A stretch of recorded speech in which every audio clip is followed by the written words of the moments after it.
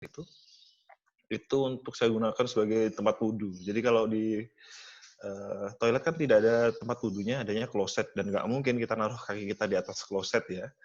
Jadi saya ambil air dari botol itu, botolnya besar, mungkin ada 5 liter ya airnya. Jadi untuk wudhu saya ambil dari kloset itu, terus saya ke kamar mandi, saya wudhu di sana.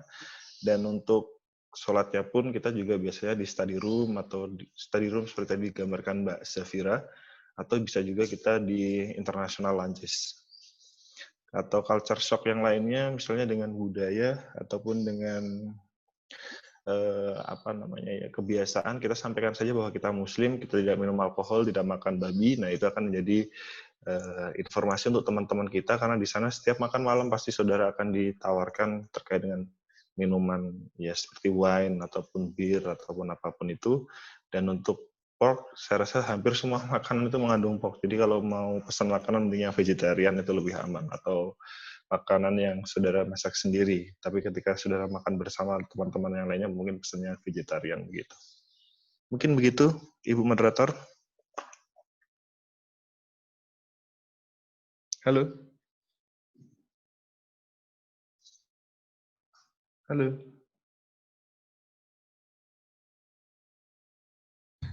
Iya, halo. Terima kasih, Mas. Iya, lupa nggak saya mute. Iya, terima kasih. Saya kira cukup ya pertanyaan untuk Mas Arda. Sebenarnya banyak sekali Mas yang mau tanya mengenai beasiswa BU Kemendikbud. Di chat box-nya teman-teman sudah mengetik di situ. Nanti barangkali Mas Arda berkenan untuk menjawab melewati chat box tersebut. Oke, terima kasih Mas Arda. Oke, selanjutnya Bu Rufaida Zafira. Bu Fira. Halo. Bu Fira mungkin bisa di-unmute speakernya.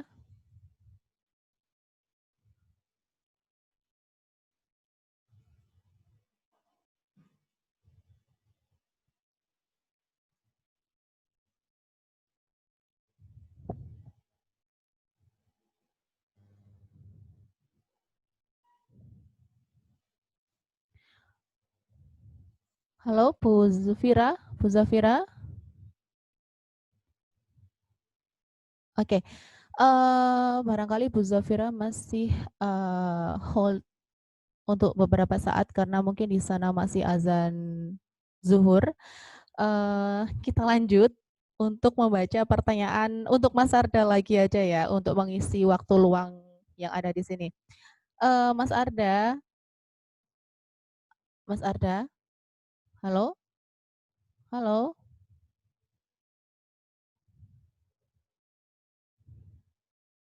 Halo? Iya, halo. Oke. Sepertinya Bu Fira belum mengaktifkan kembali speakernya. Mungkin di sana masih sholat Masih atau azan ya, azan duhur. Iya. Jadi saya lanjut aja untuk Mas Arda lagi ya. Silakan. Oke Mas. Nah di situ jadi untuk pengantar dalam berbahasa itu kan di sana apakah menggunakan bahasa Inggris atau bahasa Taiwan, Cina, Mas, barangkali bisa di-share. Nah, otomatis di situ bagaimana caranya Mas Arda untuk menyesuaikan bahasa yang digunakan oleh dosen atau kawan-kawan yang ada di sana. Silahkan. Terima kasih. Jadi untuk Ya, memang karena teman-teman kan mempersiapkan TOEFL berbahasa Inggris. Nah, barangkali di sana bahasa pengantarnya menggunakan bahasa Chinese or something else, jadi mohon untuk di-share kepada teman-teman bagaimana cara menyesuaikannya. Iya, jadi kalau saudara misalnya sudah mempersiapkan bahasa Inggris, maka mendaftarnya di international program. Jadi kalau international program nanti tidak ada dosen atau pengajar yang mengajar dalam bahasa Cina, tetapi memang ada pilihan. Kalau yang mau dalam bahasa Cina atau mungkin bahasa Cinanya sudah bagus, bisa juga milih kelas yang Chinese Language Course. Nah, bedanya adalah kalau saudara milih Chinese Language Course, maka saudara teman-teman satu kelasnya itu orang Taiwan. Nah, sedangkan untuk international program ya pasti nanti lebih banyak orang international studentnya daripada orang Taiwanese-nya. Ada juga Taiwanese yang masuk dalam international program. Tetapi baik saudara masuk di international program ataupun Chinese program, belajar bahasa Cina itu adalah suatu kewajiban. Jadi nanti kalau di Taiwan pasti ada 2 semester itu belajar bahasa Cina. Tujuannya apa? Bukan syarat kelulusan, tapi untuk beradaptasi.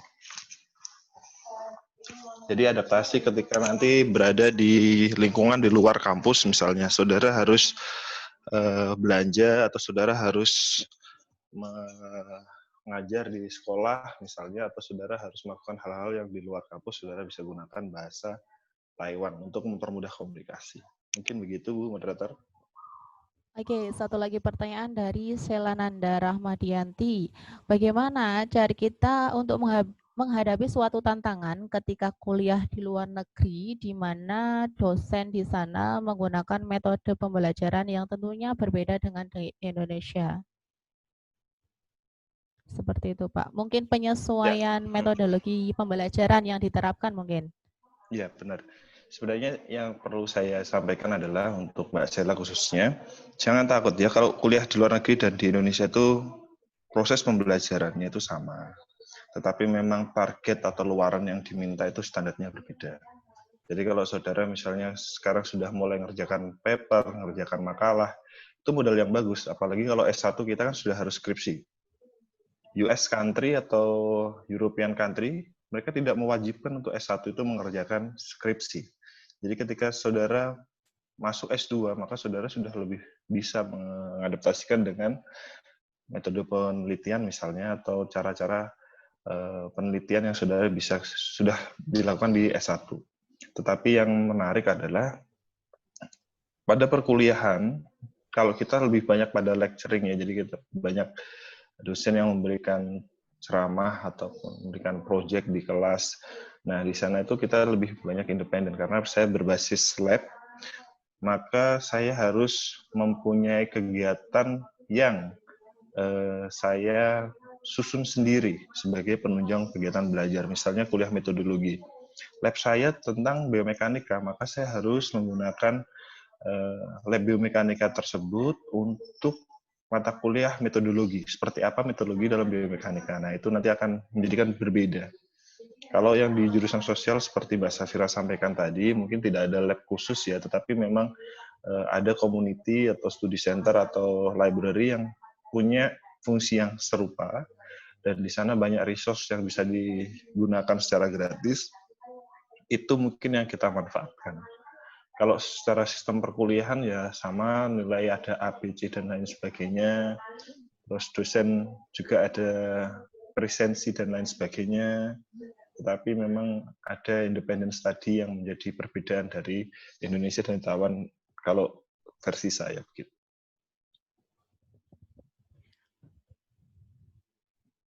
Begitu, Bu Moderator. Oke, terima kasih Mas. Kemudian ada satu lagi, ini sebenarnya tentang kebahasaan sih Mas. Nah, bagaimana cara Bapak mendapatkan skor TOEFL atau IELTS yang mencukupi? Ini pertanyaan dari Dian Apriska. Jadi tadi saya sampaikan memang ya, kalau untuk belajar bahasa itu seperti kita terbiasa. Berapa kali Mas kira-kira tadi? Setiap bulan, dihitung setiap dari bulan. 2012 sampai 2015 itu saya masih aktif, sampai bahkan 2017. Berapa kali tes kira-kira? Bisa di-share ke teman-teman. Satu bulan kan satu kali kalau ITP. Satu bulan satu kali. Untuk IELTS sendiri saya tes sudah 4 kali ya, sampai dapat 6,5. Dari 4,5 ke 6,5 itu butuh berapa tahun? 1 tahun, 2 tahun mungkin. Kalau untuk ITP, saya mulai dari skor 380 sampai ke 600 itu banyak banget tahapnya. Jadi setiap bulan ketika tes itu dilaksanakan di Jawa misalnya, saya pasti akan ambil kesempatan. Apalagi saya ada waktu misalnya di Semarang gitu, saya nyetir sendiri ke sana dengan keluarga sekaligus jalan-jalan gitu. Yeah. Terus bulan selanjutnya misalnya di Bandung, ya saya berangkat ke Bandung naik kereta untuk tes ITP. Kuncinya tetap belajar dan tidak boleh berhenti gitu. Karena nanti sekali kita istilahnya mengambil waktu break untuk belajar, itu sudah banyak sekali vocabulary atau banyak sekali hal-hal yang kita lupa untuk gunakan. Kurang lebih begitu. Oke, terima kasih Mas. Ini Bu Fira Bu Fira sudah Ya, bergabung lagi. Oke Bu, bagaimana kalau langsung tanya jawab untuk Bu Fira? Ini karena nggak ada apa-apa. beberapa Oh, mungkin pertanyaan. sebelum sebelum itu mungkin saya jelasin dikit ya, Bu ya. Oke, Aku boleh. tuh ini nggak ngerti. Untuk poin keberapa tuh? 2, 4 ya. Untuk full tuition fee waiver tadi yang saya jelaskan untuk mahasiswa, sebenarnya teman-teman mungkin yang tidak berhasil mendapatkan beasiswa sebelum berangkat nih ya. Misalnya nih udah punya tekad, nggak apa-apa deh keluar negeri, kuliahnya keluar negeri walaupun nggak dapat beasiswa. Ternyata ada kesempatan itu juga loh untuk teman-teman di sana yang saya nggak tahu ya case-nya untuk negara lain. Yang saya tahu tuh case-nya untuk Jepang dan kampus di mana saya belajar kemarin. Nah, kemarin itu ada teman memang kebetulan dia dari UB, ya Universitas Brawijaya Malang. Jadi dia datang itu dengan modal tekad yang kuat sekali tanpa adanya beasiswa, dan dia bukan dari saya ini ya, saya nggak sebut nama ya, bukan juga berasal dari keluarga yang kaya raya, teman-teman. Jadi kalau teman-teman mikir alah beasiswa kuliah luar negeri itu buat orang yang cuma dapat beasiswa sama anak orang kaya, nggak kayak gitu juga. Jadi ada tuh buktinya ya, teman saya sendiri dekat sekali dengan saya, dia memang tidak dapat beasiswa apapun dari Indonesia ataupun dari Jepang, tapi dia nekat berangkat dan akhirnya apa yang terjadi di sana? Yang terjadi adalah kampus dengan kebijakannya itu menghapuskan tuition fee-nya dia selama 2 semester. Jadi bayangin nggak teman-teman, tuition fee yang harusnya kita bayar sekitar waktu saya itu hampir 300.000 yen. Kalau konversinya sekarang saya nggak tahu berapa dolar sekarang. Jadi bisa dikonversikan teman-teman, dia harus membayar dengan nominal 600.000 yen 1 tahun untuk tuition fee saja. Jadi 600.000 yen itu dihapus oleh kampus karena dia memenuhi syarat untuk menerima tuition fee waiver. Jadi dia hanya struggling untuk bekerja, membiayai hidupnya dia aja. Jadi kayak dia kerja untuk makan aja gitu loh. Tapi bukan bekerja untuk membayar tuition fee seperti itu. Dan alhamdulillah anaknya survive, bisa mendapatkan gelar masternya dari University of Tsukuba dengan membanggakan, dan sekarang anaknya lanjut ke PhD dan tanpa beasiswa lagi. Jadi hal seperti itu tuh bukan hal yang impossible, teman-teman. Hal yang possible ketika kita mau ikhtiar sama doa aja, insya Allah ada jalan. Nah, kemudian di kampus juga, ya itulah kelebihannya ya, kampus Jepang itu saya bilang kampus yang baik hati sekali. Jadi bukan hanya memberikan tuition fee waiver untuk mahasiswa, tapi juga memberikan program-program lain yang menguntungkan mahasiswa. Jadi saya juga alhamdulillah bisa lolos namanya Habataki program ya. Jadi program ini adalah program yang memberikan kesempatan kepada mahasiswa untuk mengikuti konferensi internasional di luar negeri secara gratis. Jadi full cover, full funded, mulai dari tiket pesawat, visa, kemudian biaya konferensi, itu semua di cover oleh kampus. Tapi syaratnya adalah jelas ya, kita harus apply, kemudian memang ketika kita memang lolos seleksi berkas, maka kita akan mengikuti program tersebut, seperti itu. Dan yang masalah unlimited library access ini benar-benar terasa banget. Buka library-nya itu, perpustakaannya buka jam 8:30, tutup jam 12 malam, dan kita full akses, bisa ke jurnal internasional apa saja yang kita mau secara gratis, tidak berbayar, dan itu manfaat sekali ya untuk mahasiswa gitu loh. Dan banyak sekali teman-teman di Indonesia yang nitip jurnal ke saya karena di Indonesia aksesnya kan terbatas. Jadi mereka minta tolong untuk download dong jurnal ini, karena di sana free banget. Jadi gimana ya teman-teman aja mau apa enggak gitu aja. Kemudian ada active learning yang diterapkan itu bukan sekedar hanya omongan aja, tapi benar-benar diterapkan ya active learning-nya. Yang tadi saya bilang assignment load ini benar-benar terasa banget. Mata kuliah katakanlah ada 3 kelas di hari itu, 3-tiganya akan ada tugas, dan deadline-nya tidak akan jauh-jauh dari hari di mana kita kuliah. Jadi hari ini saya misalnya ada kelas, besok pasti sudah ada yang deadline, kemudian lusa ada deadline, kemudian setelahnya ada deadline. Jadi hal-hal seperti itu sebenarnya yang memacu stres itu ada, tapi ketika kita benar-benar pintar memanajemen diri, maka insya Allah semuanya akan terlewati dengan baik. Kemudian ada pengaplikasian e-learning, jadi di kampus itu ada online platform namanya Moodle. Jadi kita itu mahasiswa ya, tinggal masuk ke Moodle itu, maka dia akan mempunyai akses keseluruhan terhadap mata kuliah. Jadi kita dapat materi dari situ, kemudian kita upload tugas di situ juga, nanti nilai kita juga akan keluar di situ. Jadi benar-benar online platform itu benar-benar dimanfaatkan ya. Jadi bukan cuma sekedar PPT aja, kemudian pengaplikasian Microsoft Word saja, tapi lebih daripada itu. Dan yang tidak kalah penting yaitu transportasi kampus yang benar-benar nyaman ya dan aman. Jadi kita kalau mahasiswa tinggal nunjukin ID card aja ke drivernya dan kita nggak perlu bayar. Sebenarnya berbayar sih, cuma berbayarnya kayak jangkanya dalam 1 tahun. Jadi kita bayarnya lebih murah gitu. Dan itu akan ada stikernya dan ketika kita tempel di ID kita, tinggal tunjukkan ke driver maka tidak harus membayar bus kampus ya. Jadi ada bus gitu yang akan berkeliling seperti itu dari kampus senternya ke jurusan-jurusan yang ada di kampus tersebut seperti itu.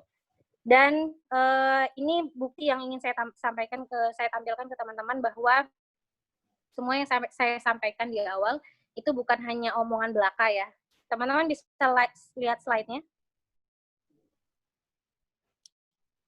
Halo? Ya, bisa Bu. Ya. Jadi saya tulis judulnya di situ Program Konferensi Internasional LPDP. Jadi alhamdulillah saya mendapat kesempatan untuk mengikuti konferensi internasional yang ada di Turki pada saat itu dengan full cover lagi dari LPDP. Seperti yang saya jelaskan tadi, LPDP juga menawarkan program tersebut kepada awardee-nya. Tapi bukan cuma-cuma istilahnya bukan otomatis kita mendapatkan, tapi kita harus apply. Jadi indeks dari konferensi internasional itu juga harus terindeks Scopus, kemudian kita apply, ketika abstrak kita diterima, maka kita apply ke LPDP. LPDP akan memverifikasi dokumen kita, ketika memang kita dinyatakan lolos, maka kita akan dibiayai. Mulai dari tiket pesawat, kemudian biaya konferensi, sampai kembalinya ke tanah air, seperti itu. Nah ini fotonya yang di Turki. Kemudian dengan jalan itu juga alhamdulillah saya bisa menapaki kaki di Qatar, di Malaysia. Kemudian ini Habatake program tadi yang saya ceritakan ya. Dan alhamdulillah saya mendapatkan kesempatan kedua kalinya. Tapi berbeda sumber. Kalau tadi sumbernya dari LPDP, kalau sekarang sumbernya dari kampus. Jadi kampus juga menawarkan program sejenis seperti LPDP dan full funded juga, full cover juga. Jadi tiket pesawat semuanya, visa juga semuanya dibiayai, dan saya memilih negara Milan saat itu. Karena saya ingin sekali ke Eropa sebenarnya. Nah, alhamdulillah kemarin sudah dapat kesempatan untuk Asia ya, negara Asia sudah, kemudian saya pengenlah ke Eropa, dan alhamdulillah dapat kesempatan. Milan menjadi tujuan, kemudian saya melancong ke Paris, dan alhamdulillah bisa foto ke ikon-ikon yang ada di Paris seperti yang saya tampilkan di slide. Jadi, saya ingin sampaikan aja ke teman-teman bahwa keep on dreaming, nggak ada salahnya. Mimpi itu gratis kok, nggak bayar. Ketika kita memang pengen aja, ada keinginan, kemudian diikuti dengan ikhtiar dan doa, insya Allah, percaya deh teman-teman pasti akan bisa ke sana satu saat. Dan ini program terakhir yang saya ikuti sebelum saya pulang ini, sebelum wisuda. Jadi tanggal sebelum wisuda, alhamdulillah saya lolos lagi program yang ditawarkan oleh kampus lagi-lagi. Jadi ada student exchange program namanya, dan kebetulan pada tahun itu tujuannya ke Korea. Dan ini lagi-lagi keinginan dalam hati kecil yang tidak saya sampaikan ke siapapun, dan alhamdulillah Allah ijabah itu. Jadi sebelum saya pulang dari Jepang, saya bilang dalam hati, saya pengen banget ke Korea ya Allah sebelum saya pulang dari Jepang, karena memang Korea adalah tujuan pertama saya sebenarnya sebelum saya apply ke Jepang. Jadi saya sempat apply ke Seoul National University, SNU, tapi qadarullah saya tidak lolos pada saat itu, dan alhamdulillah Allah loloskan ke Jepang, dan akhirnya Jepang yang mengantarkan saya ke Korea. Nah ini tugas saya di sana adalah lagi-lagi presentasi di seminar internasional yang ada di sana, yang ada di salah satu kampus swasta yang ada di Korea, dan ini foto di Seoul International Airport dan Seoul Station, dan ini di Museum Pendidikan yang ada di universitas swasta tersebut. Dan ini sekilas penampakan ya pembelajaran di kelas saya yang di Jepang itu di University of Tsukuba. Jadi ini yang saya bilang dari simple thing, really simple thing. Mereka dosen-dosen itu bisa mengembangkan pembelajaran itu menjadi pembelajaran yang menarik sekali dan bisa memacu pemikiran kritis kita sebagai mahasiswa. Nah, ini dosen saya yang dari Kanada. Jadi kebetulan program yang saya ambil adalah program internasional yang dosennya itu berasal dari Kanada, dari UK, kemudian ada beberapa dari Jepang. Jadi kelas saya itu benar-benar multicultural banget ya. Jadi bisa ketemu dengan mahasiswa yang dari Australia, kemudian mahasiswa yang dari Kanada, kemudian mahasiswa yang dari Amerika. Teman-teman saya semuanya nggak semuanya dari Jepang. Mereka juga ada yang dari beberapa negara lainnya seperti itu. Dan ini foto ketika saya mendapatkan teaching certificate yang berskala internasional certificate for teacher. Jadi karena saya kuliahnya itu tentang primary education, jadi kita dapat sertifikat pendidik lah ya kalau di Indonesia, tapi skalanya internasional. Nah, ini foto di depan Tokyo Tower, dan yang terakhir ini adalah foto bersama dengan anak Marisa Haq dan Ikang Fauzia. Jadi cerita di balik foto ini adalah ternyata Jepang juga mengantarkan saya untuk satu frame dengan anak artis terkenal, dan saya bisa masuk ke salah satu TV swasta nasional yang kece, yaitu Net TV. Jadi alhamdulillah saya diliput kemarin tahun kapan ya? 2018 kalau tidak salah. Pada saat puasa, untuk tayangan puasa, Muslim Traveler ya namanya. Itu satu frame dengan Ciki Fauzi kalau nggak salah namanya. Oke, itu aja yang ingin saya sampaikan. Semoga dari presentasi ini bisa memacu semangat dan motivasi teman-teman sekalian untuk terus melangkah, untuk mau melakukan lebih ya untuk cita-citanya. Kalau ada keinginan untuk kuliah ke luar negeri, nggak harus pintar bahasa Inggris kok, enggak. Yang penting mau dulu deh. Ketika teman-teman mau belajar lebih, maka insya Allah teman-teman akan bisa ke negara impian teman-teman. That's all. Thank you so much for the attention. Kalau ada pertanyaan, silakan. Oke, terima kasih Bu Zafira. Ini sebenarnya banyak sekali pertanyaan Bu di chat box, tapi untuk ya limited the time, jadi hanya satu pertanyaan saja yang saya pilih. Nah, ini ada pertanyaan dari Nur Khalifah. Bu, apakah setelah dapat beasiswa dan kuliah di luar negeri, jika nilai kita turun, apakah beasiswa tersebut dicabut?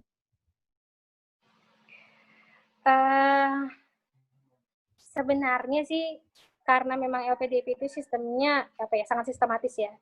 Kita harus melaporkan melaporkan kemajuan belajar kita setiap semester, setiap bulan kalau nggak salah. Ya, setiap bulan atau setiap semester saya lupa. Yang jelas ada namanya SIMONET, jadi sistem monitoring dan evaluasi dari LPDP yang mengharuskan kita untuk melaporkan diri. Jadi kita harus harus melaporkan grade kita berapa di semester itu, kemudian nanti GPA kita berapa, kemudian nanti itu akan dipantau terus oleh LPDP.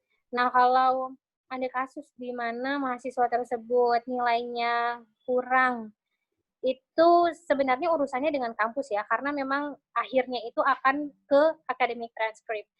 Ketika memang nilainya itu kurang, maka otomatis dia tidak akan dinyatakan lolos mata kuliah tersebut. Jadi pasti akan tertera di academic transcript-nya itu tidak memenuhi grade-nya. Jadi kan ada passing grade-nya kan, berapa nilainya seperti itu.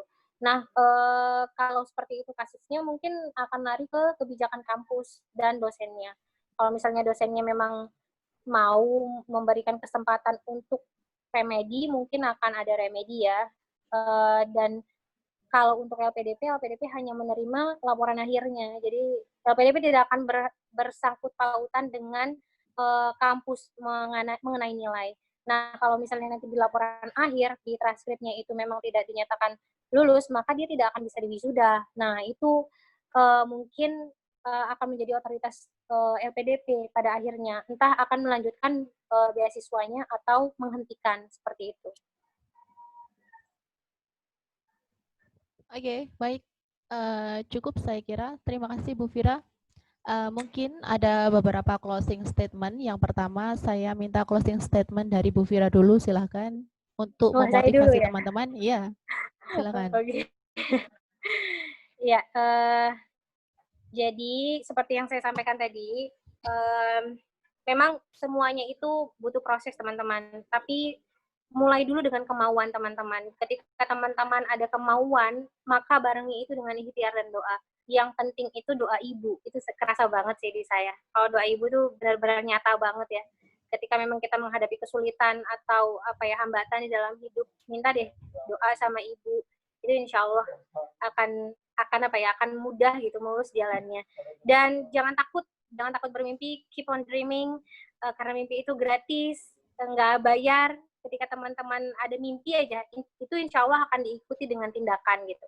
Nggak mungkin kan, ada juga sih orang yang mimpi tapi nggak ada tindakan. Tapi saya rasa ketika sudah ada keinginan, ada mimpi, oh pengen ke sana, pengen kuliah gitu, itu insya Allah akan mengikuti tindakannya dengan sendirinya seperti itu.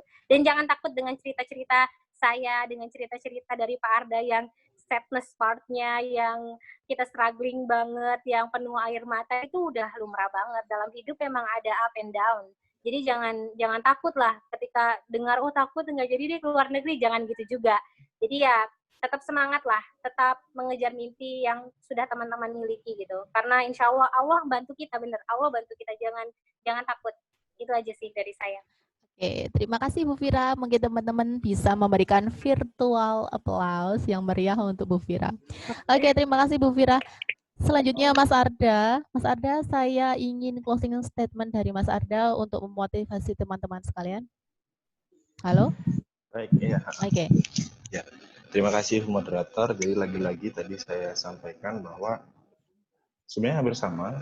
Prinsipnya itu kalau kita sudah ngomong niat, maka ya apapun resikonya gitu. Whatever it takes. Tapi yang jadi terpenting tadi belum saya sampaikan adalah di mana kamu berada dan disitulah kamu akan terbentuk. Maksudnya ketika sudah memutuskan untuk kuliah ke luar negeri, maka cari komunitas sebisa mungkin yang mempunyai anggota yang sama.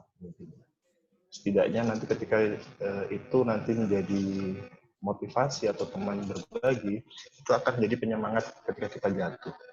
Jadi jangan khawatir, saya disampaikan juga oleh Bu Fira, jangan khawatir akan kegagalan, karena sebenarnya kegagalan itu mungkin adalah sukses yang tertunda. Gitu. Nah, tadi disampaikan juga Bu Fira juga sempat gagal di Seoul, dan ternyata di Tsukuba ya, saya itu juga diterima di Tsukuba tahun 2013. Oh hampir iya. saja, mungkin kita ketemu di Tsukuba. Iya, hampir satu Sport and kampus Physical lah. Education, iya. Cuma waktu itu memang di Tsukuba beasiswanya tidak cover untuk yang tuition fee sama living allowance. Jadi memang hanya untuk LOE-nya saja. Jadi ketemunya malah di sini gitu ya. Iya. Tapi kita lebih dulu ketemu di UNESA, Pak. Saya kan yang bantu proses yang kemarin. Yang kemarin, sebentar. MOU yang di Taiwan bareng sama Pak Nur Hasan, Pak Sujarwanto. Oh. Iya. Mbak Fira ini dulu di ini ya, di International Teach. Ya? Yes. Iya. Kayaknya familiar makanya ya. Reuni berarti hari ini. Iya, dipertemukan kembali. Bu Fira kemarin sempat ngurus MOU, saya bantu Pak Arda ngurus MOU karena Pak Arda yang berangkat kan ya ke Taiwan. Iya. Jadi kemarin kami dibantu oleh Bu Fira dan alhamdulillah UNESA dapat 6 MOU dari Taiwan dan Cina. Alhamdulillah. Jadi mungkin begitu ya, cari teman atau cari mentor kalau boleh saya bilang yang bisa membantu untuk mengarahkan, karena biar bagaimanapun juga kita bukan Superman yang bisa menyelesaikan semuanya sendiri. Cari mentor, kalau tadi Bu Fira menyampaikan peran orang tua itu sangat penting, yaitu salah satu teman yang tidak akan pernah menjauh ketika kita ada masalah sekalipun gitu. Mungkin itu, terima kasih. Oke, terima kasih Pak Arda dan Bu Fira, terima kasih sekali. Semoga apa yang disampaikan bisa memotivasi teman-teman agar lebih bersemangat lagi untuk melanjutkan studi, terutama meraih beasiswa di luar negeri. Terima kasih. Baik teman-teman, seperti yang sudah dijanjikan sebelumnya bahwa di akhir acara ada pengumuman pemeroleh door prize. Jadi di sini kita pilih teman-teman yang aktif bertanya di chat box kali ini.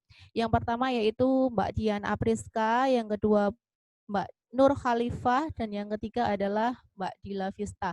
Nah, nanti pemenang door prize silahkan menghubungi kontak person yang tertera pada flyer yang sudah tersedia. Baik teman-teman, untuk in the end of this agenda, silahkan teman-teman untuk menghidupkan videonya. Mari kita berfoto bersama. Hold on, kira-kira 2 menit karena kita tidak tahu berada di layar keberapa karena di sini ada kurang lebih 120 peserta.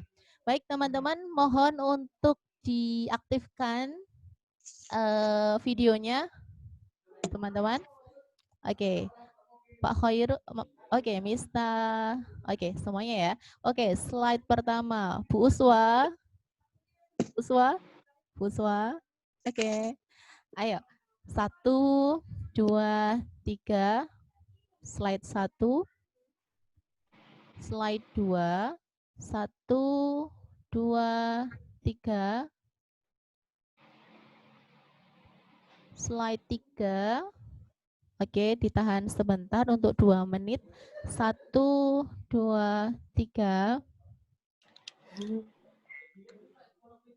Oke, slide keempat. 1, 2, 3. Dan slide 5. 1, 2, 3. Oke, terima kasih banyak teman-teman partisipan yang sudah hadir pada siang hari ini. Terima kasih Bu Vira dan Pak Arda. Mohon maaf lahir batin kalau ada Sangat bermanfaat salah-salah. sekali Bu dan sangat memotivasi kita semua. Terima kasih. Kemudian teman-teman, terima kasih. Mari kita akhiri acara pada hari ini dengan bacaan hamdalah bersama-sama. Alhamdulillahirabbil alamin. Terima kasih teman-teman. Billahi fisabilil haq fastabiqul khairat. Assalamualaikum warahmatullahi wabarakatuh. Waalaikumsalam warahmatullahi wabarakatuh. Waalaikumsalam warahmatullahi wabarakatuh.